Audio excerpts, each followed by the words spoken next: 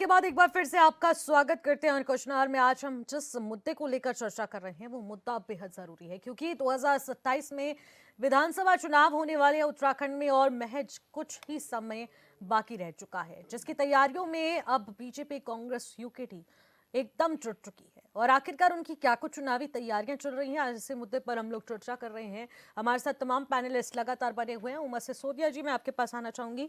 देखिए, अभी जिस तरीके से राजेश्वर पैन्यूली जी ने स्टार्टिंग में इस बात का जिक्र कर दिया कि 90% कार्य जो है वो पूरा हो चुका है और इस बार हम लोग अगर जीत दर्ज करते हैं तो आगे भी जो बाकी बचा हुआ कार्य है उसको पूरा किया जाएगा और उसको पूरी तरह से जनता को सौंप दिया जाएगा। लेकिन अगर 90% कार्य पूरा हो चुका है तो उसके बावजूद भी पहाड़ से लेकर यहाँ राजधानी तक देखने को मिलता है आए दिन प्रदर्शन हो रहे हैं, सरकार के खिलाफ विरोध हो रहा है, सरकार की नीतियों का विरोध हो रहा है और उसके बावजूद भी सत्ता में बैठी बीजेपी ही है। देखिए एंकर महोदया, राजेश्वर पैन्यूली जी जो बात कह रहे हैं वो बीजेपी के प्रवक्ता को कहनी चाहिए। वो अपनी पार्टी के प्रवक्ता हैं तो वो अपनी पार्टी की जितनी बड़ाई करेंगे, जितना पॉजिटिव पक्ष उसका जनता के सामने रखेंगे, वो उनका काम है। वो अपना बेहतरीन अपना कर्तव्य पूरा कर रहे हैं। उनको कहना पड़ेगा कि 90 क्या, वो तो अगर 100% भी कह देते तो भी हम उनकी बात मान लेते, क्योंकि वो अपनी पार्टी के प्रवक्ता हैं तो वो बोलेंगे। लेकिन मैं सिंपली सिर्फ इतना कहना चाहती हूँ, जैसे बार बार एक आपकी खबर चल रही है कि बीजेपी के जो मंत्रीगण हैं, संगठन के लोग हैं, वो रात्रि प्रवास करेंगे और जनता की जो प्रॉब्लम्स हैं उनको देखेंगे।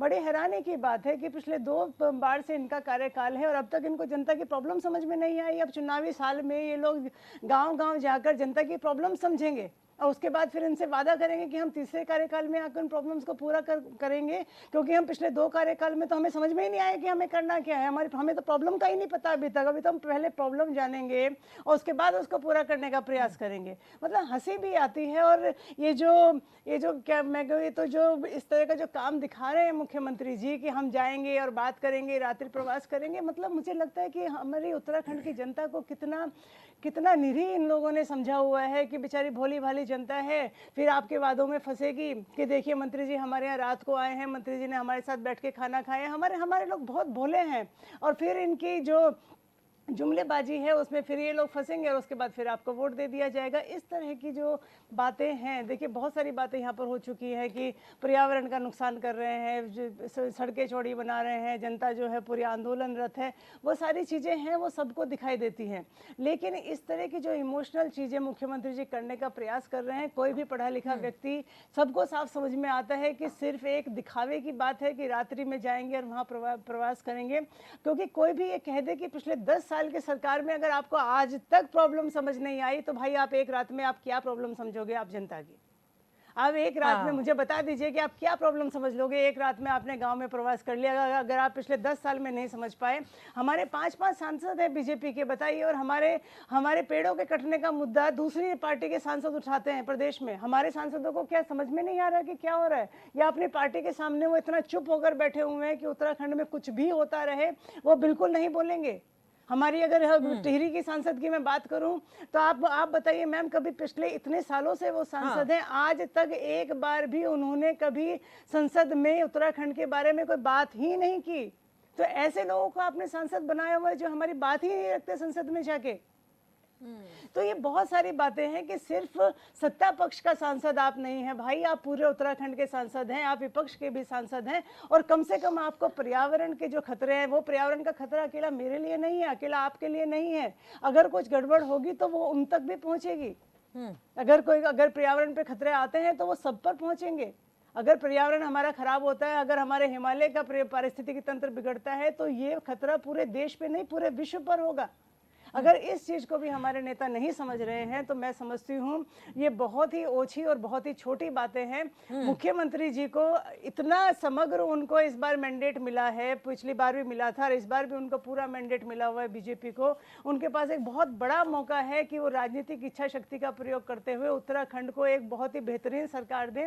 लेकिन कहीं ना कहीं सरकार अपने कामों में बिल्कुल फेल्योर है और ख़ास तौर पर हमारे युवाओं के लिए और हमारे पर्यावरण के लिए सबसे बड़ा खतरा इस समय सरकार की नीतियां बनी हुई हैं, चाहे आप मैदान में देखें और चाहे आप पहाड़ में देखें। ये जबकि मैं बार बार बहुत सारे डिबेट्स में आकर बोलती हूँ कि हमारा हिमालय जो है सबसे छोटा, सबसे यंगेस्ट पहाड़ है। यहाँ की नदियाँ जो हैं, जो जो हमारा जो पारिस्थितिकी है, सबसे यंगेस्ट हमारे पहाड़ यहाँ पर हैं। और हमारे हिमालय का अगर पारिस्थितिकी तंत्र बिगड़ता है तो पूरे देश की नदियों पर खतरा आता है, पूरे देश के मौसम पर खतरा आता है, और कहीं ना कहीं पूरे वर्ल्ड पर खतरा आता है। जलवायु परिवर्तन एक बहुत बड़ा, हमारे ऊपर बहुत बड़ी जिम्मेदारी है कि हम बचा कर रखें। और ऐसे में जिस तरह की बातें मुख्यमंत्री जी कर रहे हैं, सिर्फ चुनाव जीतने की बातें हैं। हो सकता है ये लोग जीत भी जाए, मैं मना नहीं कर रही हूँ, हो सकता है जीत भी जाए, लेकिन सिर्फ चुनाव जीतना ही आपके लिए नहीं है। आपने जनता को जो भरोसा दिलाया, उस भरोसे पे आप किस हद तक कामयाब हैं, ये देखने के लिए आपको अपने गिरेबान में झांकना पड़ेगा। बिल्कुल बात सही है उमा सिसोदिया जी, उस भरोसे को भी साथ ही जीतना बेहद जरूरी हो जाता है, जैसे कि हम उन वोटों को जीत रहे हैं।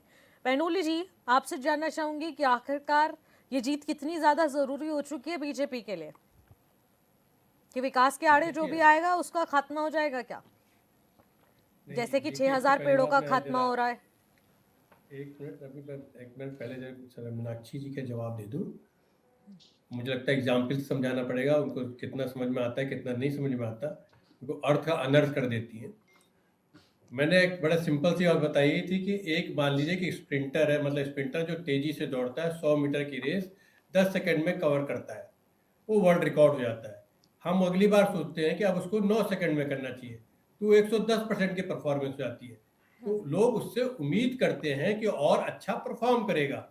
तो ये जो ये बता रही थी कि समस्याओं को बढ़ा देते हैं, अभी 150% हो जाएंगी, मुझे लगता है इनको थोड़ा पढ़ना लिखना चाहिए, थोड़ा पढ़े लिखें, प्रवक्ता के जैसे बात करें, थोड़ा सभ्यता से बात करें तो ज्यादा अच्छा लगेगा। हम लोग भी थोड़ा पढ़े लिखे और तरीके से बात करते हैं तो वो भी रखें। एजुकेशन सिस्टम ठीक ठीक है, होता तो हम ठीक से पढ़ लेते। ठीक है ना, कैलकुलेशन आप सुन लीजिए। अब मैं आपकी बात इतनी देर तक आप बोलती रहे, मैं आपको एक मिनट नहीं बोला, आप सुन लीजिए। आप लोग हमारे हिसाब से मत पढ़िए, अपने हिसाब से पढ़िए। पहले अपनी डिबेट सुनिए, आप पहले सुनिए आपने क्या बोला था, आप पहले उस चीज को सुनिए, उसके बाद आप बात करिएगा। समझा कीजिए, हमारी सुनने और समझने के दोनों क्षमता ठीक है। आप एक बार सुन लीजिएगा कि आपने क्या बोला था, तो आपको समझ आ जाएगा कि आपने 90% से 150% समस्या बोली थी। आप सुन तो लो, आप सुनने के और बाद एजुकेशन पे आप उंगली उठा रहे हैं। आपने पहाड़ की एजुकेशन को रखा ही किस लायक है? किस लायक आपने एजुकेशन को रखा है? आप अपने स्कूल आपके पहाड़ों पे सारे बंद हो रहे हैं। आप आ गई हैं, आप सुन लीजिए पूरी बात। एक ही बात में बौखला गई ना, क्योंकि आप लोगों के साथ दिक्कत क्या है कि आपको न सुनने की क्षमता है, न समझने की क्षमता है, और न आपको कोई कार्य करने की क्षमता है। इसीलिए यूकेडी का अगर आपके अंदर देखिए, अगर आप लोगों के अंदर क्षमता है, आप लोगों के अंदर क्षमता है, तो आपको रात्रि विश्राम की क्या आवश्यकता पड़ रही है? क्या आवश्यकता पड़ रही है रात्रि विश्राम जाके समस्याएं सुनने की? समस्याएं तो आप 90% 110% की परफॉर्मेंच दे रहे हैं, उसके बाद आप समस्या सुनने के लिए पहाड़ों पे जा रहे हैं। रात्रि का विश्राम आपको करना पड़ रहा है। अब दूसरा सवाल, अब दूसरा क्वेश्चन पूछ रहा हूं, दूसरे क्वेश्चन में भी आ जाओ। अब आप आ गए कि हम लोग रात्रि प्रभात, देखिए बड़े क्लियर कट, शायद मुझे लगता है एंकर ने भी पहले बताया, बड़े क्लियर कट बताया है कि हम अपनी जो उपलब्धियां हैं उनको भी जन जन तक पहुंचाने, और 1000 करोड़ रुपए कहाँ खर्च किए थे सर? 1000 करोड़ रुपए कहाँ खर्च किए थे जब आपको रात्रि विश्राम कर करके अपनी उपलब्धियां बतानी पड़ रही हैं? आपको अपनी उपलब्धियां एक रात का विश्राम करके बतानी पड़ रही है। पैनोली जी, ये तो बहुत ही दुखद खबर है। आपकी सारी चीजें एक एक जवाब देंगे, आपको जवाब एक एक सेकंड एक एक चीजों का देंगे, लेकिन आप क्वेश्चन पूछो, पर बनाओ और तब पूछो। बीच में डिस्टर्ब करते रहोगे तो कोई फायदा नहीं। वो आपकी दिखलाता है कि आप कैसी विफलता में हो, आपका दिखाता है कि आपका स्टेटस ऑफ माइंड कितनी जल्दी खराब हो जाता है। पैनोली जी, दिखाता है कि आपकी क्षमता नहीं है, आप लोग बातें सुनने की क्षमता नहीं रखते और सिर्फ बीच में डिस्टर्ब करने के लिए रखते। डिस्टर्ब करने से नहीं, हम पूरे सिस्टम से चल रहे हैं और पूरे सिस्टम से जीत भी रहे हैं, हमें जनता चाह भी रही है। और हर राजनीतिक पार्टी जनता के पास तक जाएगी और अपने उपलब्धियों को बताएगी और उनसे वोट की गुहार करेगी। सुन लीजिए, हर राजनीतिक पार्टी का हक है, वो सबको पूरा करने की कोशिश करेंगे, एक एक करके बात रखिए, एक एक करके सरकार में आने की कोशिश करेंगे। पैनोली जी, आपने कहा कि आप गांव-गांव जाकर उपलब्धियां बता दीजिए, मेरे को भी आप थोड़ी सी बता बात दीजिए। आप सुन लीजिए, हमने ये नहीं कहा, गांव-गांव जाकर उपलब्धियां बता दी नहीं। हमने कहा कि आपने पूछा, मैंने आपको विवेक बताया एक कि बार हमें फिर गांव-गांव सुनने जाकर की उपलब्धियां भी अभी बतानी आपने है तो बोला और रात्रि उनकी जो प्रवास ऑन करेंगे, स्पॉट राजेश्वर समस्याएं जी, हैं, उनको उपलब्धियां सुनने की बताएंगे। क्षमता है। राजेश्वर जी रुक आप जाइए। हमें बता अच्छा, दीजिए पहले, हम भी फिर अच्छा, आपकी उपलब्धियां जाके गाँव-गाँव बता देंगे। देखो जी हाँ। बीजेपी सरकार ने इतना अच्छा काम किया, हम ही शायद हमारी आंखें खराब हो गई, हमें नहीं दिखाई देता। तो थोड़ा सा आप बता लेकिन दीजिए उपलब्धियां। राजेश्वर जी देखिए, एक एक बड़ी बात देखिए निकल कर सामने आती है, सभी के सवाल भी बहुत जायज हैं। देखिए, अगर सरकार ने 90% कार्य किया है, सरकार विकास कर रही है, विकास के मुद्दों के दम पर ये हैट्रिक मारने की कोशिश में है और इस बार 27 का मुद्दा ही आपका ये विकास है, तो आपको रात्रि विश्राम करके उनकी समस्याएं सुन के समाधान की जरूरत क्यों पड़ रही है, जब आपने उनकी समस्याओं का समाधान पहले ही कर दिया है?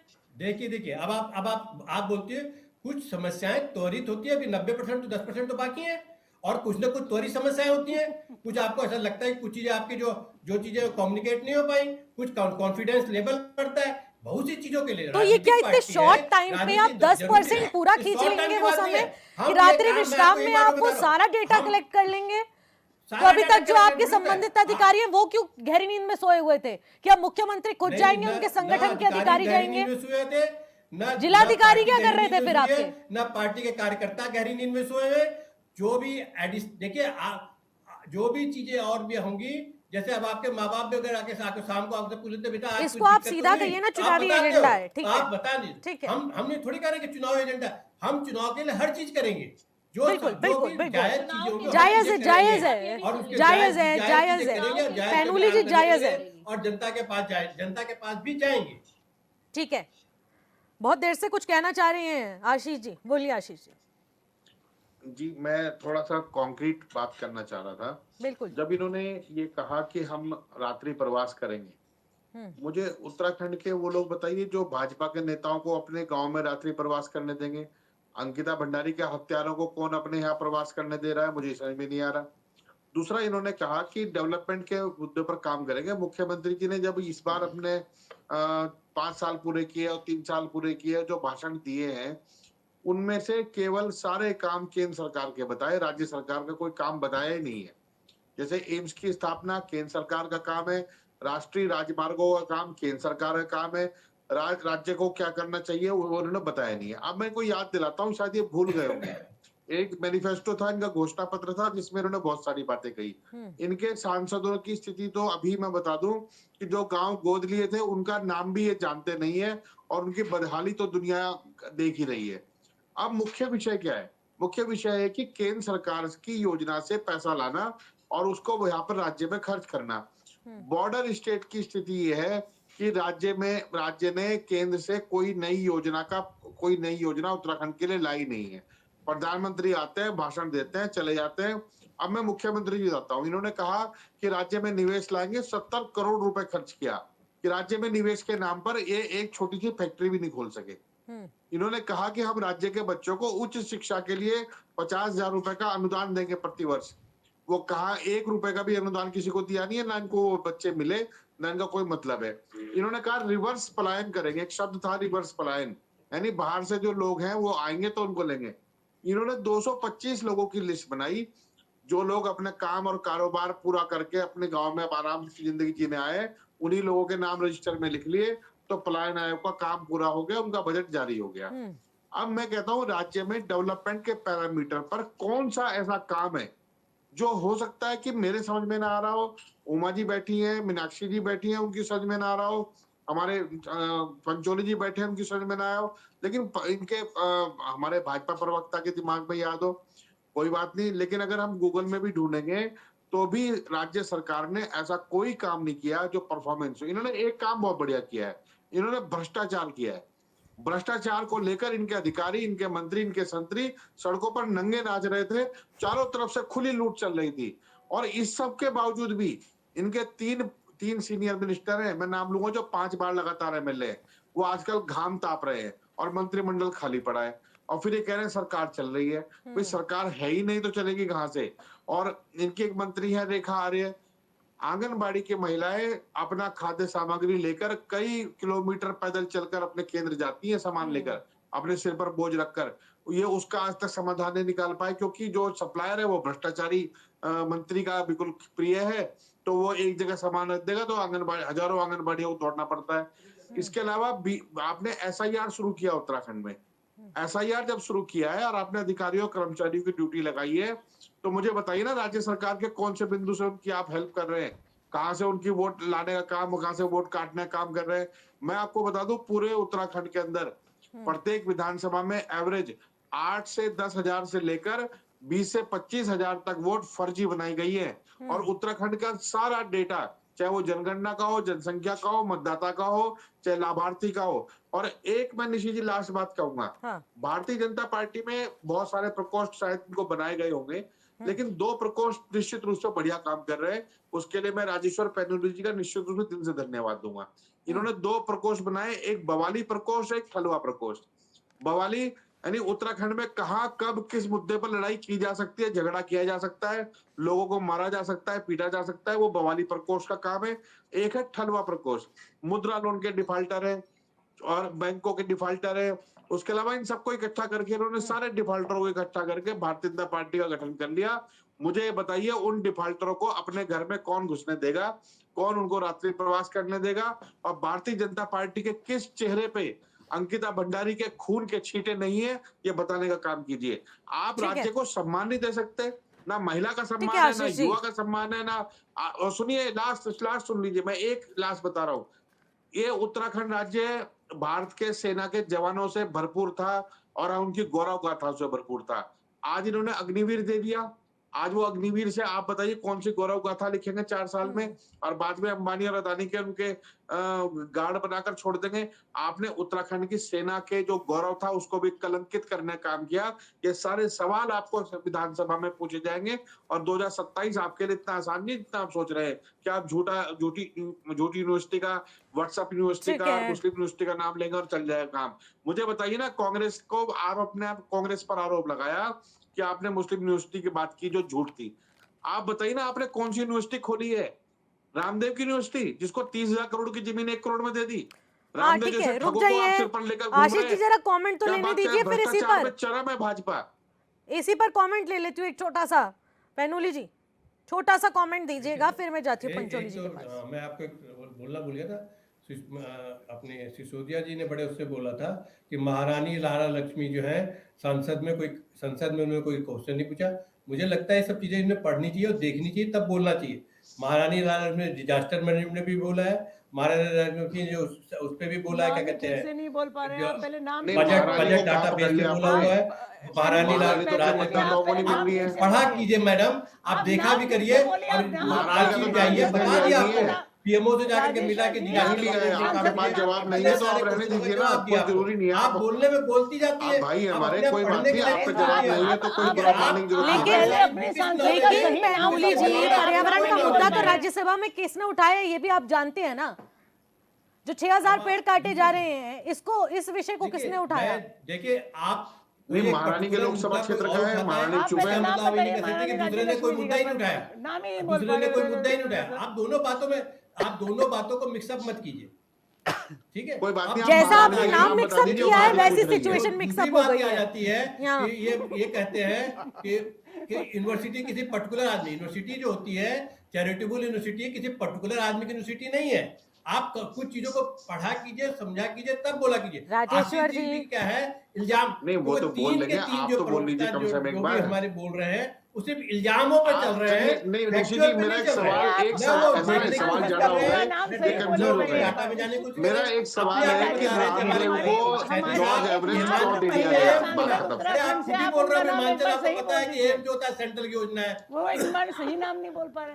नहीं, रामदेव को जमीन क्यों दी है ये बताइएगा। नेशनल हाईवे का कुछ परसेंटेज होता है, लगभग 33% स्टेट वहन करता है। ठीक वो है, आपको पता नहीं, जो आपको ठीक चीजें है पता राजेश्वर नहीं है, जी, पहले पता कीजिए, डाटा समझिए, चीजों ठीक है राजेश्वर जी, हम डाटा समझ लेते हैं, हम डेटा समझ लेते हैं और उसके बारे में हम विचार कर लेंगे। लेकिन जो 6000 पेड़ कट रहे हैं, जो कि सिर्फ चिन्हित हैं, लेकिन उसकी जगह पर 6 लाख पेड़ कट जाएंगे, उस पर चिंता जाहिर किसी और सांसद को करनी पड़ रही है, और जो कि आपकी टिहरी की सांसद है उनको नहीं करनी पड़ रही है, जिनका आप नाम भी प्रोनाउंसिएट नहीं कर पा रहे थे, तो वो बहुत चिंता का विषय हो जाता है। अभी ठीक है,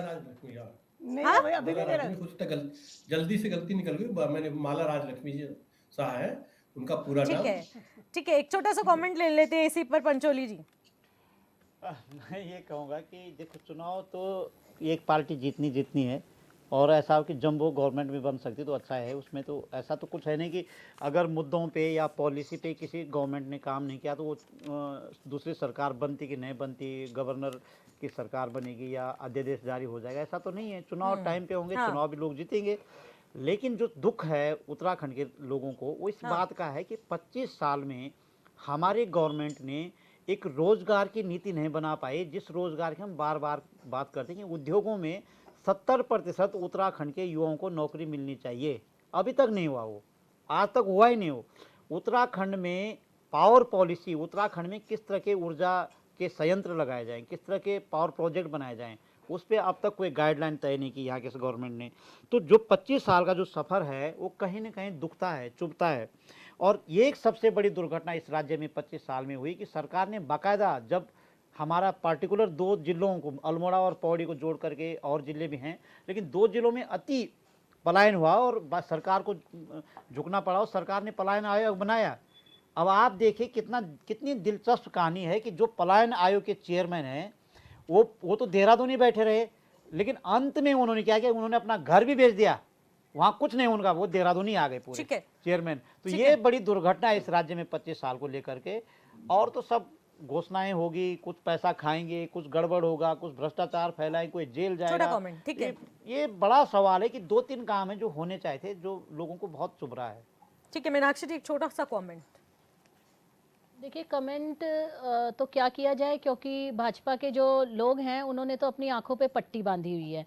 उनके पास सवालों के जवाब नहीं होते। उनके पास जो पलायन हो रहा है उसका कोई जवाब नहीं है कि 3 लाख से ज़्यादा जो है अस्थायी पलायन हो चुका है। उनके पास इस चीज़ का जवाब नहीं है कि आए दिन हमारे पास खबरें आती हैं कि रेफर सेंटर के नाम पे हमारी कितनी ही प्रसूताओं की मौत हो गई है, कितने ही हमारे मरीज जो है रास्ते में दम तोड़ देते हैं। चाहे वो एम्बुलेंस 108 एम्बुलेंस की बात करें, वो समय पर नहीं मिलती है और किसी जगह पर पहुंचने के लिए कम से कम 4 एम्बुलेंसेस बदलनी पड़ती है और वो भी टाइम पे नहीं आती है। इतनी देर में मरीज जो है वो जीवित नहीं रह पाता है। इनके पास इस चीज की भी कोई सूचना नहीं है कि स्कूल्स जो है पहाड़ों पे वो बंद हो रहे हैं। इनके पास इस चीज की कोई सूचना नहीं है कि सड़कों को लेके जो है लोग आंदोलनरत हैं, ऑपरेशन स्वास्थ्य को लेके लोग आंदोलनरत हैं। तो ये पहाड़ की समस्याएं इनको तो नजर नहीं आ रही है, लेकिन ये 90 और 150% पे अटके हुए हैं, जिसपे ये पर्सनल अटैक करने पे भी पीछे नहीं हटते हैं। तो मुझे लगता है कि राज्य के लिए सोचिए, राज्य के नियत रखिए, यहाँ पे काम करने की नियत रखिए। सिर्फ कवर करने से कुछ नहीं होने वाला है। ठीक है सिसोदिया जी, छोटा सा कमेंट। देखिए, मैं बिल्कुल ये कहना चाहूँगी कि हमारे प्रदेश की जनता ने बीजेपी को जो मैंडेट दिया, एक भरपूर मैंडेट उनको दिया, और मुझे कहीं ना कहीं ये महसूस होता है कि इतना बड़ा जनादेश लेने के बावजूद बीजेपी उतनी बेटर तरीके से काम नहीं कर पाई जितना कि वो कर सकती थी। कहीं ना कहीं राजनीतिक इच्छा शक्ति की कमी हमें उत्तराखंड की हर प्रॉब्लम में नज़र आती है।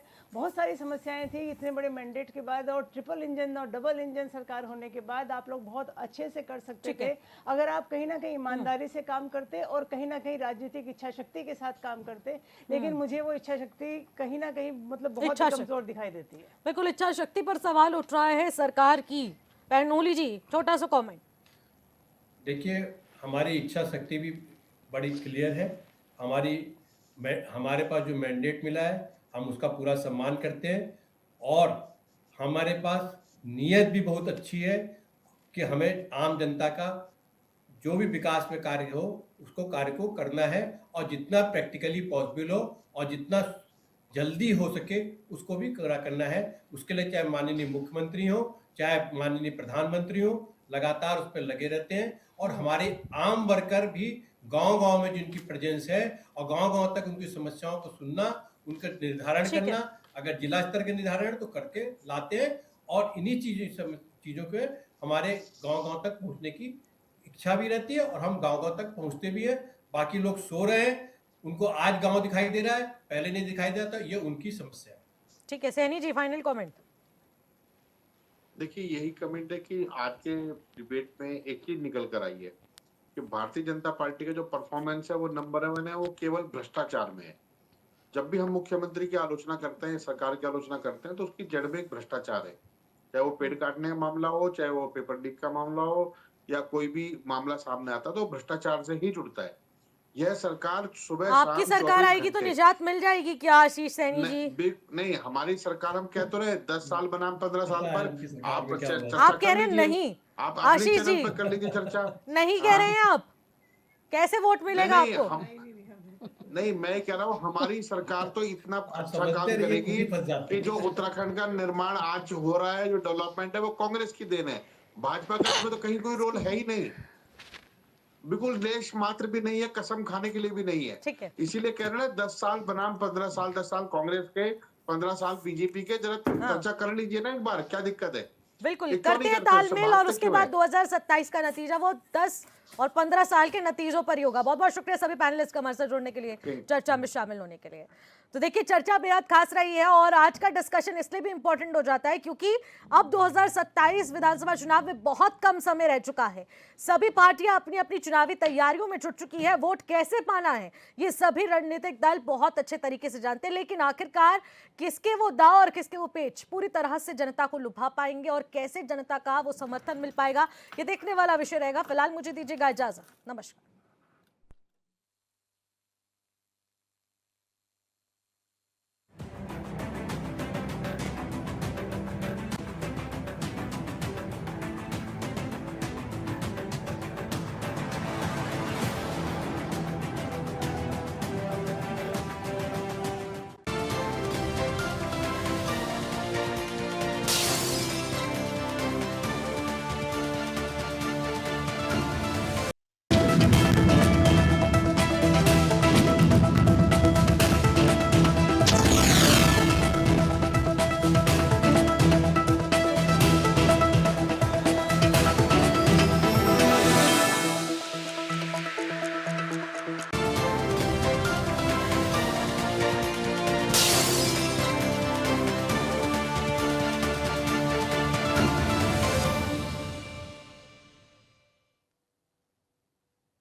उत्तराखंड में 2027 के विधानसभा चुनावों की तैयारियां जोरों पर है। विपक्ष सरकार की खामियों को लेकर मैदान में है तो सत्ता पक्ष के नेता सरकार की उपलब्धियों के सहारे पहाड़ चढ़ने की कोशिश में है।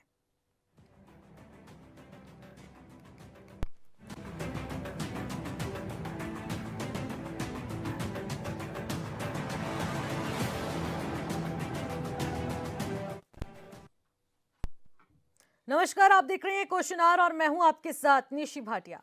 देवभूमि उत्तराखंड में 2017 से ही सत्ता में बैठी बीजेपी 2027 के चुनावों में हैट्रिक लगाने की तैयारी में जुटी है। यही वजह है कि सीएम धामी के बाद अब पार्टी के नेता से लेकर बूथ स्तर के कार्यकर्ता तक पहाड़ी गांव में जाकर जन समस्याएं सुनने और उसके निस्तारण की योजना पर काम कर रहे हैं, जिसे लेकर विपक्ष तंज कस रहा है। आज इस मुद्दे को लेकर हम लोग चर्चा करेंगे, लेकिन उससे पहले रिपोर्ट देखिए।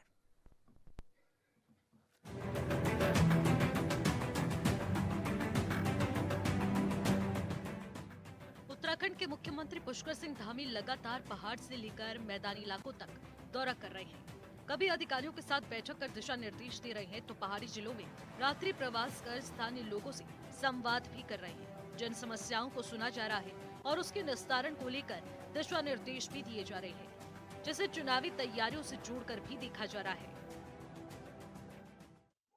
लगातार भारतीय जनता पार्टी का चाहे कार्यकर्ता हो, मुख्यमंत्री जी हमारे जिस तरीके से प्रवास कर रहे हैं, हमारे मंत्री और विधायक लगातार जो प्रदेश की योजनाएं हैं उनको घर घर तक पहुंचाने के लिए प्रवास कर रहे हैं और माननीय मुख्यमंत्री जी प्रवास करने के साथ साथ मॉनिटरिंग करने का काम भी कर रहे हैं और प्रत्येक जिले में जाकर के वहां सभी जो हमारा प्रशासन है, शासन है, उसके साथ बैठ के करके सभी योजनाओं को देखने का काम कर रहे हैं।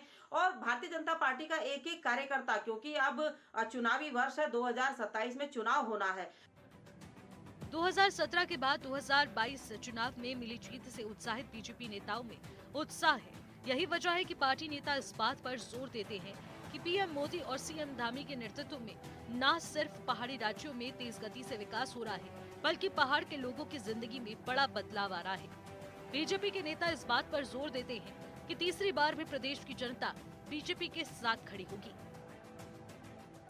हमारे तमाम जो पूरा संगठन है, हमारे जो मोर्चे हैं, हमारे जो प्रकोष्ठ हैं, वो लगातार लोगों के बीच में प्रवास के माध्यम से जो है इन सारी योजनाओं को क्रियान्वयन करने का काम कर रहे हैं, लोगों के बीच में है और लोगों को केंद्र की योजनाओं से लेकर के और राज्य की योजना तक अवगत करा रहे हैं, चाहे उसमें मातृशक्ति हो, युवा हो, बुजुर्ग हो, तमाम सभी वर्गों के लिए प्रदेश की चलाई गई योजनाओं को एक एक घर घर तक वो योजनाएं पहुंचे, उसका पूरा प्रारूप हमने तैयार कर दिया है। क्योंकि चुनावी वर्ष है हमारा और चुनावी वर्ष में अगले साल हमारा चुनाव होना है, तो लगभग भारतीय जनता पार्टी के संगठन से लेकर और सरकार तक पूरी तैयारी है लोगों के बीच में काम करना, और संगठन हमारा पूरी तरीके से तैयार है 2027 के चुनाव के लिए।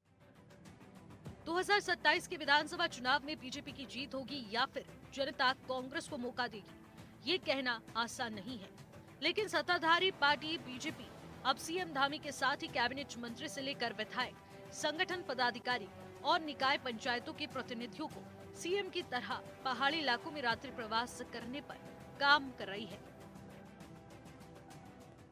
भाजपा की महामंत्री ये कह रही है कि भाजपा संगठन के पदाधिकारी गांव-गांव का भ्रमण करेंगे, जनपदों में जाएंगे, विधानसभा क्षेत्रों की जिम्मेदारियां निभाएंगे। ये बात तो लगातार मुख्यमंत्री जी पिछले 3 सालों से कह रहे हैं, भाजपा के अध्यक्ष लगातार ये बात जो है कह रहे हैं, लेकिन भाजपा का कोई भी बड़ा नेता, कोई भी विधायक, कोई भी मंत्री आज तक गांव में जाने की जहमत नहीं उठा पाया है।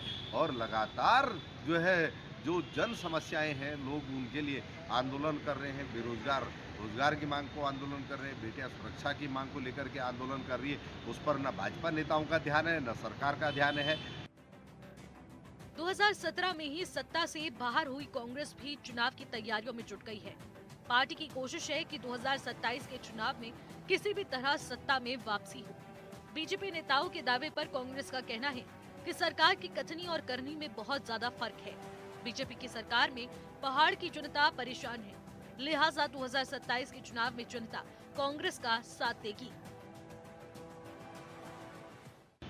9 साल हो गए हैं भाजपा की सरकार को राज्य में, अभी तक तो भाजपा की सरकार ने और भाजपा के नेताओं में गांव में जाने की जहमत नहीं उठाई है।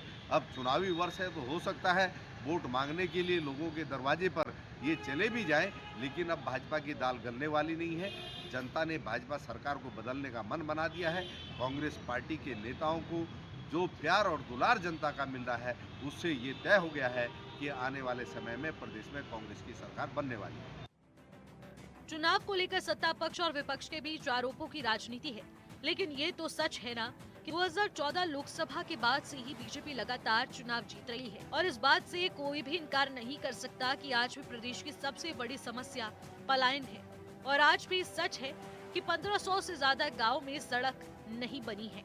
आज भी कई इलाकों में पेयजल समस्या बरकरार है, और इस वर्ष पहाड़ों में जंगली जानवरों का आतंक भी पूरा है। Bureau report, HN 24/7।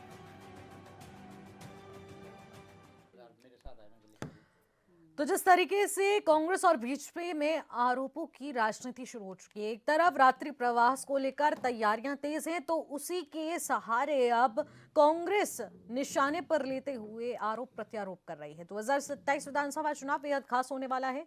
किसकी जीत होगी ये कहना बेहद मुश्किल है, क्योंकि पहाड़ में अभी भी समस्याएं खत्म नहीं हुई हैं, जिसका हवाला विकास के जरिए सरकार दे रही है, और इसी के बलबूते हैट्रिक लेने की यहां पर बात भी की जा रही है। 2027 किसके पाले में गिरेगा, ये भी देखने वाली बात रहेगी। हमारे साथ इस चर्चा में तमाम पैनलिस्ट भी जुड़ चुके हैं। सीधे आपकी मुलाकात करते हैं। राजेश्वर पैनोली जो कि भारतीय जनता पार्टी के प्रवक्ता हैं, वो हमारे साथ वर्चुअली जुड़ चुके हैं। आशीष सैनी वरिष्ठ नेता है कांग्रेस के, वो भी वर्चुअली हमारे साथ इस वक्त चर्चा में जुड़ चुकी हैं। प्रेम पंचोली वरिष्ठ पत्रकार हैं, वो भी हमारे साथ स्टूडियो से जुड़ चुके हैं। मीनाक्षी गिल्टियाल यूकेडी की प्रवक्ता हैं, वो भी हमारे साथ स्टूडियो से जुड़ चुकी हैं। उमा सिसोदिया समाज सेवी हैं, वो भी हमारे साथ इस वक्त स्टूडियो में हमारे साथ जुड़ चुकी हैं। आप सभी मेहमानों का मैं स्वागत करूंगी और चर्चा की शुरुआत राजेश्वर जी आपसे करना चाहूंगी।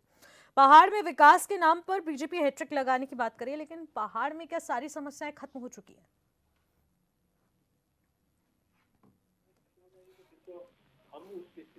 हो जाएंगे, जैसे कहते हैं इंद्रलोक है या देवलोक, बात जिसको कहा जाता है। सारी समस्याएं, आप काफ़ी समस्याएं खत्म करते हैं, फिर आपको नई चीज़ें समझ आती हैं, नए तरीके समझ में आते हैं, या नई आपको आकांक्षाएं आम जनता की होती है, और उचित भी है, होती भी रहनी चाहिए। अभी मैं प्रवक्ता की सुन रहा था और कांग्रेस अध्यक्ष की भी बातें भी सुन रहा था। वो कह रहे हैं कि उन्हें गांव में भारतीय जनता पार्टी के कोई नेता नहीं दिखा या प्रवास में नहीं दिखा। तो मुझे लगता है कि शायद ये खुद ही गांव में नहीं जाते तो इन्हें दिखाई क्या देगा। ये तो खुद ही सारे के सारे देहरादून में रहते हैं या कहीं और बिखरे रहते हैं, तो इन बेचारों को दिखाई कुछ नहीं देता। इनकी अपनी समस्या है। हम लोग हमारी पार्टी के सारे नेता, चाहे विधायक हो, चाहे पार्टी के जो पदाधिकारी हो, समय समय पर गांव में जाते हैं, लोगों से मुखातिब भी होते हैं, एक एक लोगों से मिलते हैं, तभी हम जीत रहे हैं। हमारा गांव में जगह जगह पर पूरी जगह जमीन तक बेस है। दूसरा, शायद कांग्रेस के अध्यक्ष जी की आवाज थी, उन्होंने बड़े उससे कहा कि वो दुलारे जा रहे हैं। तो वो शायद मुझे लगता है उन्हें दुलार ज्यादा चाहिए, उन्हें काम से मतलब नहीं है और अपने आप ही खुद ही मियाँ मिट्टू बनने की कोशिश में लगे रहते हैं। हमारे रिजल्ट हमारे फेवर में है।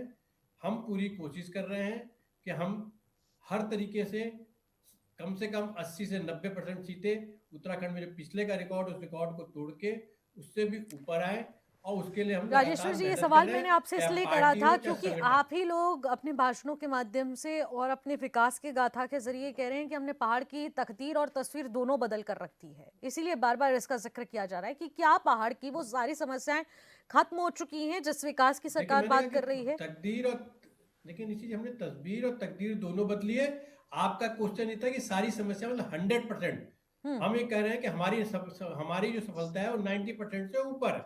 ठीक है, 90% काम कर रहे हैं तो हम परसेंट से ऊपर चल रहे हैं। 90% यानी कि आपने समस्याओं का हल कर दिया है 2017 से सत्ता में बैठकर, और अभी आप 5 साल और मौका अगर लेंगे तो फिर आप पूरा 100% इसे करने की कोशिश करेंगे। बिल्कुल राजेश्वर जी, क्या मैं सही कह रही हूँ? तब तक टारगेट बढ़ जाता है, तब तक टारगेट 100 से 150% हो जाता है। आप समझिए कि जब भी हम कुछ अच्छा काम करते हैं, आप अपने घर में रहते हो, आप अपने जहां भी काम करते हो, आप आज की डेट में आपके एसी लगा, तब तक आपके टारगेट बढ़ जाते हैं। आपको और सुविधाएं चाहिए होती, और चीजें चाहिए होती, तो टारगेट बढ़ता है। हम उस टारगेट को अचीव करने की कोशिश करते हैं और काफी हद तक उनसे सफल होते हैं। ठीक है, आपका टारगेट बढ़ जाएगा पर उसको भी आप अचीव करने की कोशिश करेंगे, जो आपको अब और मौका मिलेगा। ठीक है, आशीष जी आपके पास आती हूँ। देखिए, विकास की बात इस बार बीजेपी कर रही है और इसी का हवाला देते हुए वो 2027 में एंट्री कर हैट्रिक पाने की कोशिश में जुटी हुई है और कहा जा रहा है कि वो हैट्रिक पा भी लेंगे। अब कांग्रेस क्या कुछ तैयारियों के साथ 2027 में जुट रही है? आखिरकार क्या वो मुद्दे रहने वाले हैं जिसके दम पर ये चुनाव लड़ा जाएगा 2027 का कांग्रेस की तरफ से? देखिए, सबसे पहले तो मैं भारतीय जनता पार्टी के प्रवक्ता का धन्यवाद दूंगा कि उन्होंने बताया कि उनकी पार्टी ने क्या क्या कार्य और किन किन मामलों में वो 90% तक पहुंच चुके हैं, उन सब मामलों की जानकारी दी। इसके लिए मैं उनको धन्यवाद देता हूं। और सही अर्थ उसका यह है कि उन्होंने कोई जानकारी नहीं दी, इसका मतलब कुछ किया भी नहीं है। अब मैं 2-3 चीजें आपके सामने रखूंगा। हिमाचल प्रदेश बगल में उत्तराखंड के जैसा ही एक राज्य है और हमारी आबादी, हमारी समस्याएं, भौगोलिक विषमताएं सब एक समान है। हिमाचल प्रदेश ने इलेक्ट्रिक गाड़ियों की खरीद पर छूट प्रदान की है। हिमाचल प्रदेश में बिलासपुर में जो एम्स बना है वो जो बीजेपी सरकार के समय में बहुत ज्यादा गति नहीं पकड़ पाया था, अब वो गति पकड़ चुका है। बिलासपुर एम्स के अलावा हेल्थ सेक्टर में उत्तराखंड से कई गुना बेटर है। और एजुकेशन के लेवल पर, इंफ्रास्ट्रक्चर के लेवल पर कैपिटा इनकम के लेवल पर उत्तराखंड पहले भी टॉप 10 पे था, आज भी टॉप 10 पे है, लेकिन हिमाचल अब उससे अच्छी स्थिति में है। और ये जानकारी मैंने नहीं दी है, प्रधानमंत्री जी ने दी है अपनी वेबसाइटों के माध्यम से। यानी पैरामीटर अगर हम किसी भी नापने की कोशिश करेंगे तो हिमाचल उत्तराखंड से बेटर है। अब आ जाइए उत्तराखंड पर ही। इनका एक घोषणा पत्र था जिसमें इन्होंने बहुत सारे वादे किए थे। पलायन को रोकने की बात की थी, राज्य में निवेश की बात की थी, इंफ्रास्ट्रक्चर की बात की। पहले तो बात तो इंफ्रास्ट्रक्चर इतना घटिया बनाया कि चारों तरफ तबाही आ गई। और जहां इन्होंने इकोलॉजिकल और पर्यावरणीय संरक्षण की बात की, वो आप थराली से धराली तक सब देख सकते हैं, इतना बढ़िया काम किया है इन्होंने। और आज एक पेड़ माँ के नाम पर लगाकर आए भारतीय जनता पार्टी के नेता, और 6000 पेड़ तो केवल गंगोत्री हाईवे पर ही काट चुके हैं। और उसका ये पता नहीं है कि वो लगाए कहाँ जाएंगे। यानी पर्यावरण को तबाही करने के लिए पूरा ठेका आज भाजपा नेताओं के पास है। मंत्रिमंडल इनका पूरा नहीं बन पा रहा है और ये कह रहे हैं कि हम घर घर हैं। घर पे नहीं है, गांव से लेकर शहर तक लोग भाजपा के नेताओं को ढूंढ रहे हैं कि वो मिले हैं कहाँ पर, क्योंकि उनसे कॉलर पकड़कर वो जवाब पूछेंगे कि आपने जो झूठे वादे हमसे किए थे वो पूरे क्यों नहीं किए। पहली चीज, आंगनबाड़ी से लेकर आशा से लेकर उपनल कर्मचारी और तो और सरकारी वकील तक, वकील जो है वो सब तो धरने पर बैठे हैं। बेरोजगारों के पेपर आपने लीक कर दिए। और हाकम सिंह से लेकर अंकिता भंडारी का वीआईपी आज भी आप भाजपा कार्यालय से निकल रहा है। तो आप क्या चाहते हैं? आपका कौन सा लक्ष्य था जो अंकिता भंडारी जैसे कांड करने के बावजूद भी जो पूरा नहीं हो पाया, जिसे 150% करने जा रहे हैं? आप बताइए ना, वो वीआईपी की खोज अभी तक हुई है या नहीं हुई है? आपने उत्तराखंड को पूरा कलंकित किया ये कहकर कि उत्तराखंड में कांग्रेस पार्टी मुस्लिम यूनिवर्सिटी की बात कर रही है, और आपने झूठ बोला। इसीलिए आपने सांप्रदायिक ध्रुवीकरण पर सरकार बनाई। आज पहाड़ से लेकर मैदान तक एक ऐसा काम, ऐसा सेक्टर नहीं है जो आप आज पैन्यूली जी यहाँ बैठे हैं, अगर वो कहें कि बता दें कि ये काम पर आप चर्चा कर लीजिए, इस पर समझ में आएगा। हाँ, हर और लूट, भ्रष्टाचार, ठीक है। बदहाली, लग ही नहीं रहा है कि उत्तराखंड कोई डेवलपिंग राज्य लगता है कि उत्तराखंड एक ऐसा राज्य है जो बस जिंदा रहने तक की कोशिश कर रहा है। ऐसा कोई सेक्टर, कोई वर्ग बचा ही नहीं आशीष जी, जिसको आपने इन्होंने बता लूटा ना दिया हो। कि कहाँ पर बीजेपी की खामियां हैं, अपनी भी जरा गिना दीजिए कि किन मुद्दों को नहीं, लेकर हम आप लोग बता रहे हैं ना चुनाव हमारी लड़ने क्या वाले खामियां हैं। हैं। जो सवाल था नहीं, वापस मैं वहां पर बिल्कुल आ बता जाते रहा हैं हूँ। ना। आपका नहीं, चुनावी एजेंडा आप क्या है? किन मुद्दों के जरिए आप लोग इस देखिए, बार 2027 जो में मैंने सत्ता हासिल हाँ, करने की रेस में? निशी जी, आपने बिल्कुल सही कहा। मैं आपको बता दूं, हम 10 साल कांग्रेस और 15 साल बीजेपी, इसके लिए हर सेक्टर में क्या क्या काम हुए हैं, क्या क्या नहीं हुए हैं, हमारी परफॉर्मेंस इनसे कई गुना बेटर है। ये मुद्दे लेकर जनता के बीच में जा रहे हैं। जनता का पूरा सपोर्ट आज कांग्रेस के साथ खड़ा है। अब तो वोट चोरी भी नहीं हो पाएगी, क्योंकि वोट चोरी का मुद्दा खुल चुका है। गृह मंत्री से लेकर इनके संतरी साहब भागे घूम रहे हैं। तो आज अब वोट चोरी का अभियान होगा नहीं, झूठ ये बोल नहीं पाएंगे जिस तरीके से पिछली बार बोला था। तो अब की बार तो बिल्कुल साफ सीधा मामला है। 10 साल हमारे, 15 साल तुम्हारे। सेक्टर बताइए और बात कीजिए। हेल्थ और सेक्टर में आशीष बात जी, कीजिए, कितने मेडिकल अगर कॉलेज आप खोले। 2027 नहीं जीते तो एसआईआर का हवाला तो नहीं देंगे आप? नहीं, बिल्कुल देंगे। अगर एसआईआर में गड़बड़ होगी तो देंगे।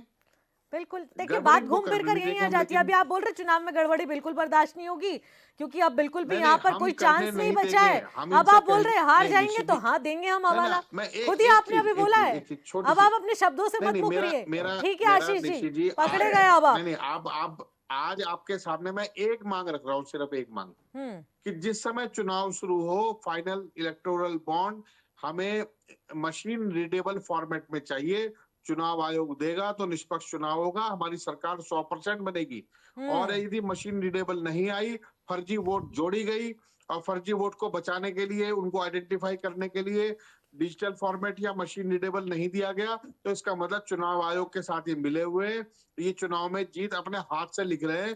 जनता इनको वोट नहीं दे रही है। अगर आज भी जनता इनके साथ खड़ी हो, आज मैं 2025 तो दिसंबर एक की काम बात ऐसा कर रहा कर हूँ, लेते हैं ना, तो कांग्रेस बताइए ना अपना कहाँ। अलग इलेक्शन कमीशन बना लेती है, बीजेपी अपना अलग इलेक्शन कमीशन बना लेती है, यूकेडी अपना इलेक्शन कमीशन बना लेगी नहीं 2027 नहीं, में। बनाए ना बनाए, हम तो उस हाँ, इलेक्शन कमीशन पर चलेंगे जो सबके लिए स्वायत्त तो फिर होगा फेयर हो और जाएगा जो ना। जो बीजेपी निष्पक्ष अपने होगा। फेयर इलेक्शन जीत जाएगी, कांग्रेस अपने फेयर इलेक्शन जीत जाएगी, यूकेडी अपने। नहीं हिसाब नहीं, सबका हमारा छुट्टा तो हो फेयर जाएगा। इलेक्शन है। हमें नहीं हाँ नहीं, ठीक है। आपको देखिए, आपको बिल्कुल भी इनका पक्ष करने की आवश्यकता मैं नहीं बिल्कुल है। पक्ष नहीं कर रही हूँ, ये ये तो आप भी जानते हैं नहीं, मैं आशीष जी। इसलिए कह रहा हूँ ना, ये तो आप भी जब मैं जानते हैं कि मैं चुनाव किसी आयोग का के पक्ष खिलाफ नहीं बोल रहा करती। हूँ, तो आप बात को डिकोड मत कीजिए ना। मैं बिल्कुल भी उसका नहीं सीधा करती। अर्थ समझिए। चुनाव आयोग निष्पक्ष होना चाहिए, बात हाँ बिल्कुल खत्म। होना चाहिए, अगर वो तो मैं कह निष्पक्ष ही रही नहीं हूँ। होगा तो कॉलर हम पकड़ लेंगे। मानना भी चाहिए ना, थोड़ा सा विश्वास रखने की भी जरूरत होती है। अगर विश्वास ही नहीं, इन नहीं पर रहेगा भरोसा नहीं है, तो भरोसा फिर तोड़ देखिए चुके हैं सवाल ये उठे। कई ठीक बार। है आशीष जी, आती हूँ आपके पास। लेकिन पंचोली जी, एक बड़ा सवाल ये भी है, 2027 किसका होगा ये तो देखिए कहना बेहद मुश्किल है। लेकिन अभी जो पहाड़ में समस्या बनी हुई है, क्योंकि जब हम बात उत्तराखंड की करते हैं तो उत्तराखंड ऐसा प्रदेश है जो समस्याओं से घिरा हुआ है। इस वक्त पहाड़ की कुछ ऐसी परिस्थितियां हैं, भौगोलिक परिस्थितियां हैं, जहां पर अभी भी पहाड़ में कई ऐसे गांव हैं, 1500 से ज्यादा सड़कें नहीं पहुंची हैं जहां पर, और उसके बाद भी पेयजल संकट मंडरा रहा है, और जंगल के जंगल खाली हो चुके हैं, पेड़ कटान हो चुके हैं। विकास के नाम पर तो जंगली जानवर भी रिहायशी इलाकों में पहुंच रहे हैं, उनका खतरा भी है। जिसे कहेंगे कि पलायन एक जो मुख्य समस्या थी वो भी अभी तक पूरी तरह से खत्म नहीं हुई है। समस्याओं का अंबार तो खत्म हो ही नहीं रहा है ना। तो आखिरकार इतने सालों से जो सरकार को वोट देते हुए हमारे पहाड़ी क्षेत्रों में जो लोग हैं, क्या वो इस बार परिवर्तन के मूड में है? क्या लगता है? देखो, चुनाव के बारे में पहले ही कोई अंदाज़ा लगाना, वो आज तक उस तरह का कोई रिजल्ट सामने आया नहीं है। और आपको पता है कि चुनाव से पहले हमारे मीडिया के कुछ साथी उसके पहले भी एक निकालते हैं कि फलाना जीत रहा, ये जीत रहा, कई बार अधिकांश बार उसका उलट रिजल्ट आता है।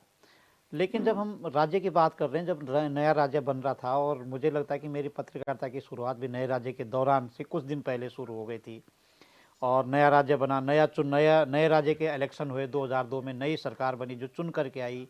तो तब हमने लिखा था, सरकार को जब 1 साल हो गया था, 2003 में एक आर्टिकल लिखा था कि व्यवस्था पूरी सुविधा अधूरी करके एक आर्टिकल लिखा था कि व्यवस्थाएं पूरी है लेकिन सुविधाएं अधूरी है, जिस पे आज आप डिबेट कर रहे हैं। इसका लबो-लुबाम यही है कि आप ये बताओ, क्या आपके गांव तक सड़क नहीं जा रही है?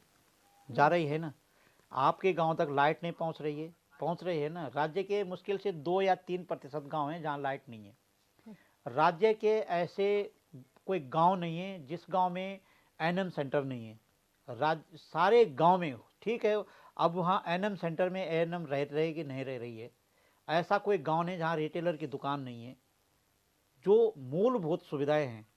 लेकिन वहाँ एएनएम सेंटर है, वो टूट गया, उसमें दरारें आ गई, वो उसमें भांग जम गई है। वो चाहे पहाड़ का एएनएम सेंटर हो, शहर के या मैदानों के पास के गांव का एएनएम सेंटर हो, एक जैसी स्थिति। इसको पहाड़ मैदान कहने की जरूरत ही नहीं है, क्योंकि ये पहाड़ी राज्य एक्चुअली, हरिद्वार के बाद पहाड़ी लग जाता है ना। तो इसमें मुझे लगता है कि भाजपा, कांग्रेस और दूसरी पार्टियों को इससे बाज आना चाहिए कि पहाड़ मैदान की बात न करें। वो यहाँ पे उनको थोड़ा सा शर्म आनी चाहिए कि ऐसी गलती न करें कभी, क्योंकि अब 25 साल हो गए तो कुछ तो सीखो बोलना। तो ये सबसे बड़ी बात है। दूसरी बात ये है कि मैंने सड़क की बात की, लेकिन अब आप बताओ कि अगर हम गंगोत्री सड़क ले जा रहे हैं, क्या गंगोत्री जैसी 90 सेंटीग्रेड पहाड़ पर आप 24 मीटर चौड़ी सड़क बनाओगे? और यदि सड़क का विरोध कर रहे हैं जो लोग, वो मैंने जब अभी 2 दिन पहले अध्ययन किया कि सड़क का विरोध क्यों कर रहे हैं लोग, वो सड़क का विरोध ही नहीं कर रहे हैं। वो दरअसल कह रहे हैं कि 24 मीटर को से कम कीजिए। फिर उसके बाद कम उन्होंने 12 मीटर रखी। फिर उन लोगों का एक और आइडिया है कि 12 मीटर से भी कम रखिए, और अगर ऐसा नहीं रखते तो उन्होंने एक दूसरा रास्ता बता रखा कि वहाँ से ले जाइए, वहाँ से इतने 1000 देवदार के पेड़ नहीं कटेंगे। जो मैं अभी यहाँ से उसको डिफाइन नहीं कर सकता हूँ कि बहुत लंबी चौड़ी कहानी है। तो ये छोटा सा एग्जाम्पल इसलिए कि राज्य में यही हो रहा है। आपके पास एएनएम है, लेकिन वो कहाँ रह रहे हो, कहाँ इंजेक्शन लगा रहे हो? आपके पास मास्टर है, वो कहाँ पर है वो मास्टर? वहाँ जहाँ मास्टर है वहाँ स्टूडेंट नहीं है, और जहाँ स्टूडेंट है वहाँ मास्टर नहीं है। जबकि कागजों में आप देखेंगे ऐसे मास्टर आपको मिलेंगे जो एक ही स्कूल में 20-20 साल हो गए, राज्य के दौरान उनकी नियुक्ति वहाँ हो गई है। कहने का मतलब ये है कि जब आप सत्ता में हैं, आपके पास पावर है, उस पावर का गलत इस्तेमाल हो रहा है। आपने खनन का ठेका दिया, बोला कि आप 10 फीट ही नीचे खोदोगे, लेकिन उस खनन को जब आप खनन वाले इलाके में जाएंगे, 10 जो मानक है 10 फीट क्या 10,000 फीट नीचे खोद दिया होगा उन्होंने। तो मानकों से खिलवाड़ किया जा रहा है। जहां 10 पेड़ कटने थे वहां 1000 पेड़ कट रहे हैं। 10 पेड़ की जगह 100 पेड़ नहीं कट रहे हैं। मैं बिल्कुल, मेरे शब्दों पे आप ध्यान देंगे या जो सुनने वाले लोग ध्यान दे रहे हैं, 10 पेड़ की जगह 1000 पेड़ कट रहे हैं। बिल्कुल, अब लाज़मी आप है। लगाओ कि जो पूरा सीन बदल गया है। हम ये नहीं कहते कि स्कूल की बिल्डिंग नहीं बनी, क्यों नहीं बनी, बनी, लेकिन बिल्डिंग जैसे हैंड ओवर होती है वैसे दूसरे दिन टूट गिर जाती है। तो कहने का मतलब ये जिम्मेदारी किसकी है? उसके जो मूल्यांकन करने की जिम्मेदारी है, उसको सर्टिफाइड करने की जिम्मेदारी है कि चल भाई ये बिल्डिंग, नहर, आप देखो उत्तराखंड राज्य बनने से पहले इतनी नहरें बनी हुई, यहाँ पे 16,000 नहरें उत्तराखंड में राज्य यूपी के जमाने की बनी हुई है। लेकिन हमारी सरकार ने 25 साल में जो सरकारें आए हैं, इन्होंने कभी नहीं सोचा कि इन नहरों में पानी जा रहा कि नहीं जा रहा। तो हम रोएं तो रोएं किसके पास? ये खबरें हैं, और ये खबरें ऐसी नहीं कि किसी भाजपा की, किसी कांग्रेस की या दूसरी सो-कॉल्ड दूसरी पार्टी के खिलाफ हो। ये खबरें खिलाफ नहीं है, ये खबरें हैं, ये सूचनाएं हैं। तो हमारे जो 1 दर्जन मुख्यमंत्री यहाँ बने, कभी भी किसी मुख्यमंत्री ने ये नहीं बोला कि जब हम रन ऑफ द रिवर की बात करेंगे उत्तराखंड में, तो कैसा रन ऑफ द रिवर हो, गुनसोला हाइड्रो पावर जैसा मॉडल हो, या टिहरी बांध जैसा जिसने जो 125 गांव को विस्थापन किया और करीब 1.25 लाख लोगों को जो है डिसमिस किया वहां से। और आज उन 1.25 लाख लोगों की हालत आप देखोगे, शर्म के मारे कहीं बोला नहीं जाता। अगर जो जहां भी जो रह रहा होगा, ठीक है, काटनी पड़ेगी जिंदगी। मैं तो पुरानी टिहरी स्कूल पढ़ा हूं ना, तो हमारी गवर्नमेंट ने कभी नहीं समझा है कि रन ऑफ द रिवर कैसा होना चाहिए, ऑल वेदर रोड कैसी होनी चाहिए, और हमारी हमारी जो स्कूल है उसका मॉडल कैसे होना चाहिए, मानक क्या होने चाहिए। तो कुछ नहीं है, ये है कि पैसा आ रहा है, सड़कें खोदा खादी हो रही है, स्कूल की बिल्डिंग बन रही है, वो टूट रही है, तो टूट रही तो टूटने दो, बात देखो। दूसरी कार्य करने की इच्छा शक्ति एक तो ये बहुत जो- बड़ा सवाल बन चुकी ये है जो कि इच्छा गड़बड़- शक्ति हो तो प्रदेश की जो स्थिति है वो विकास के जरिए कैसे बदली जा सकती है, जिसका लाभ वहां की जनता भी पा पाए और सरकार भी पा पाए। और लेकिन यहाँ पर पूरी तरह से विपरीत तस्वीरें नजर आती हैं कि वो आखिरकार विकास किन कंडीशंस पर हो रहा है, किन शर्तों पर हो रहा है, वो बहुत बड़ा सवाल बन जाता है। मीनाक्षी जी, आपके पास आना चाहूंगी। देखिए, बीजेपी कांग्रेस 25 साल बीत चुके हैं, जो पहाड़ की समस्याओं का बार बार जिक्र हो रहा है। एक मौका 2027 में जनता चाहती है कि वो यूकेटी के हाथ पे भी जाए। काफी सारी चॉइसेस जो हैं वो यूकेडी की ओर भी जाती हुई नजर आ रही हैं। किन मुद्दों के जरिए इस बार 2027 में उतरने की तैयारी है? क्या वो एजेंडा है, क्या वो प्लानिंग है, क्या तैयारियां चल रही है? देखिए, तैयारियां तो बिल्कुल, देखिए हम जो मुद्दे हैं, पहाड़ के मुद्दे जो हैं, जो आज तक भी सॉल्व नहीं हुए हैं, इन्हीं मुद्दों को लेके हम जनता के बीच में हमेशा से जाते रहे हैं और आगे भी जाएंगे। और जहाँ तक बात आई कि किन मुद्दों को लेके आखिर, तो जैसा कि हमारे जो प्रवक्ता हैं उन्होंने कहा कि 90% प्रॉब्लम जो है हम लोग सॉल्व कर देते हैं, लेकिन उसके बावजूद 150% जो समस्याएं हैं वो पैदा हो जाती हैं। सोचिए कितना फनी स्टेटमेंट है कि 100% से 150% तक की समस्याएं पैदा हो रही हैं क्योंकि उनकी जड़ों पे काम नहीं हो रहा है। यदि देखिए, हमेशा जो सत्ता पे सरकारें हैं, जो सत्ता में व्यक्ति है, उसे ये समझना चाहिए कि हमें जड़ों पे काम करना है। यदि जड़ों पे काम होगा तो वो प्रॉब्लम जो है वो 90% से 150% नहीं जाएगी, वो 90% से नीचे की ओर आएगी। तो समस्याओं का आप यहाँ तक, अभी हम बात कर रहे थे कि हमारी जो सरकार है वो उपलब्धियों के आधार पे पहाड़ चढ़ रही है, लेकिन जो यहाँ का जो व्यक्ति है वो मूलभूत सुविधाओं के लिए बेचारा अभी तक पहाड़ चढ़ रहा है। उसे समझ ही नहीं आ रहा कि मूलभूत सुविधाओं की यार बातें तो बहुत बड़ी बड़ी हो रही है, प्रचार प्रसार भी बहुत ज्यादा हो रहा है, करोड़ों का पैसा उसमें लग रहा है, लेकिन वो सुविधाएं आखिर मिल किसको रही हैं? क्योंकि आम व्यक्ति जो है उसे तो सुविधा नहीं मिल रही है। और इनको ये भी समझने की जरूरत है कि ये सिर्फ आपको रात्रि विश्राम करने की आवश्यकता नहीं है, वहां पे आपको आवश्यकता है कोई ठोस जो वहां पे समाधान हो इन समस्याओं का, वो निकालने की आवश्यकता है। आप ये बताइए, एक रात विश्राम करके क्या हो जाएगा? क्या आप अपने साथ वहां पे सॉल्यूशंस के लिए कुछ लेके जा रहे हैं? क्या आप तुरंत वहां से अधिकारियों को फोन कर रहे हैं कि ये समस्याएं वहां पे जनता के बीच आ रही हैं? तो ये जो इनकी यात्राएं हैं, ये सिर्फ एक महज औपचारिकता है जो ये 2027 के लिए कर रहे हैं, क्योंकि इस यात्रा का भी कोई मॉनिटरिंग नहीं है। आखिर इस दौरे का, जो ये दौरा कर रहे हैं, उसका क्या सोल्यूशन निकलने वाला है, या उसकी मॉनिटरिंग कौन कर रहा है कि इन्होंने इतना दौरा किया, जनता का इतना पैसा इन्होंने इस दौरे पे लगाया और उसका ये लाभ मिला? किसी एक व्यक्ति को भी लाभ बता दीजिए। तो वो लाभ जो है जनता को नहीं मिल रहा है, बस ये 2027 के लिए एक औपचारिकता पूरी कर रहे हैं। बिल्कुल, ये तो साफ तौर पर इस रात्रि विश्राम यात्रा को लेकर यही अंदाजा लगाया जा रहा है कि 2027 के लिए बीजेपी ने अपना बिगुल फूंक दिया है। रात्रि विश्राम एक चुनावी रूप से भी देखा जा रहा है और इसको उस चश्मे से भी देखा जा सकता है, लेकिन आखिरकार क्या इसका फायदा बीजेपी को मिलेगा?